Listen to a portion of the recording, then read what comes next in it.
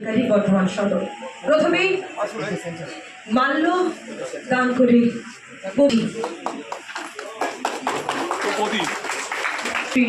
রামশঙ্কর মণ্ডল মহাশয়।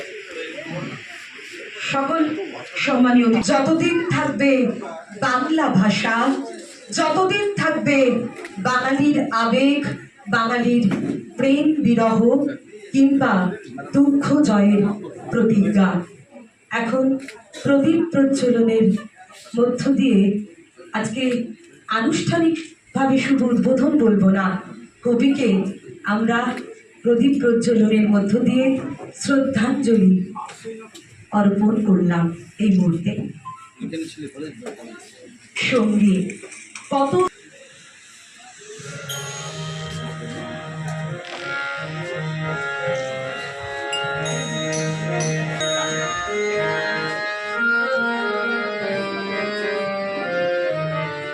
আপনারা সকলেই জানেন। আজকে আনন্দের সঙ্গে জানাই যারা এই প্রকল্পে অন্তর্ভুক্ত হতে এই মুহূর্তে অতিরিক্ত জেলা শাসক সাধারণ মাননীয় অমিয় কুমার দাস মহাশয়, বুদ্ধদেব অন্তর্ভুক্ত হয়েছেন। আপনারা সেই কার্ড আপনাদের হাতে সম্মানীয় অতিথিরা তুলে দিচ্ছেন।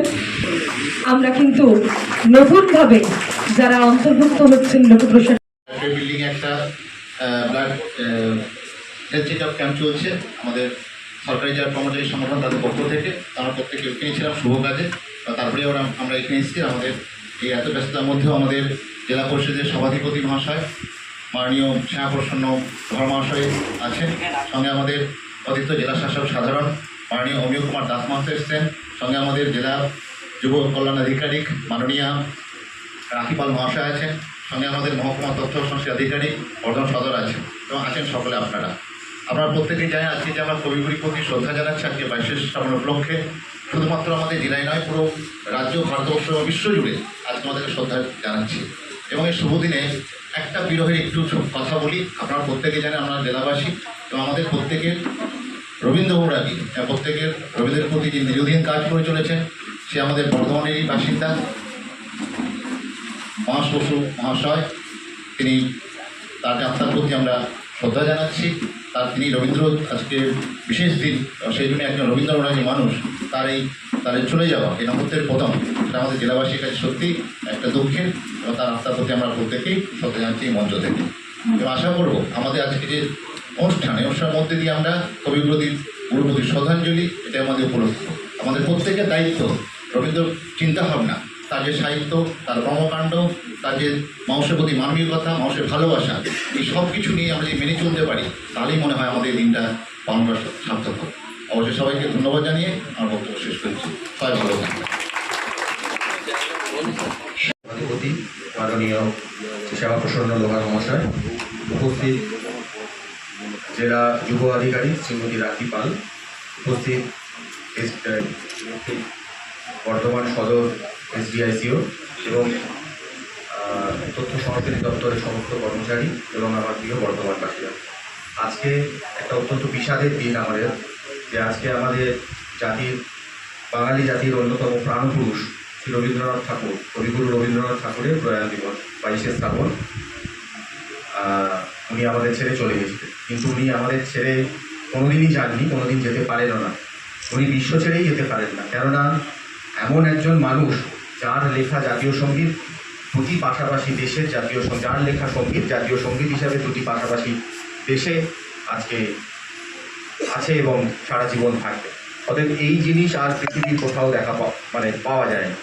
আমাদের জীবনের মধ্যে প্রতিদিনের প্রতিটি কর্মকাণ্ডের মধ্যে রবীন্দ্রনাথ ঠাকুরের অবদান অস্বীকার করার আমাদের কোনো রাস্তা নেই।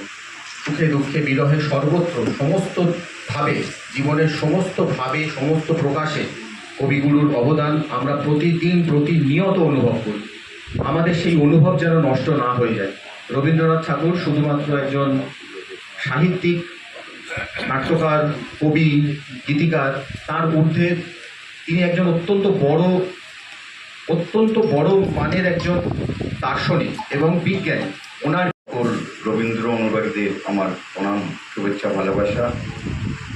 আজকের দিনটা যদিও বিষাদ ঘন, কবিগুরু দেহ ছেড়ে গিয়েছিলেন, কিন্তু ওনার আত্মা এখনো আমাদের সঙ্গে সমানভাবে রয়েছে। ওনার অনুভব, ওনার উপলব্ধি এখন যেমন 2024 সাল অনুভব করছি, হয়তো আরও 1000 বছর পরেও সেই অনুভব থাকবে, এটাই মনে হয়। এটিএম জি সাহেব বলছিলেন, লেখক লিখেছেন কবিতা, তার চেয়ে বড় হচ্ছে দার্শনিক। আজকে যদি আমরা রবীন্দ্রনাথ মানেটা যদি উপলব্ধ করি, আজকে আমাদের বর্তমান জীবনে কি ঘটছে উনি কিন্তু আজ থেকে 150 বছর আগে লিখে গিয়েছেন। আমরা আমাদের বাচ্চাদের হয়তো এখন মোবাইল ল্যাপটপে সময় চলে যায়, অনেকটা সময়। আমি অনুরোধ করব আপনাদের রবীন্দ্র রচনাবলী একটু করে বাচ্চাদের সময় করে ফাঁকা টাইম একটু পড়ার। কাজ, পড়াশোনা, তার মাঝেও জীবনের অনেক কিছু উপলব্ধির বিষয় থাকে, আর সেই সমস্ত বিষয়গুলো জানতে গেলে রবীন্দ্রনাথ ঠাকুরের মতো মনীষীদের রচনাবলী পড়া দরকার। আর স্মরণাথকে আমরা শুধু এই ঘরের মধ্যে সীমাবদ্ধ হয়ে হয়তো করছি, মনে হচ্ছে এই কয়েকটা লোক রয়েছে,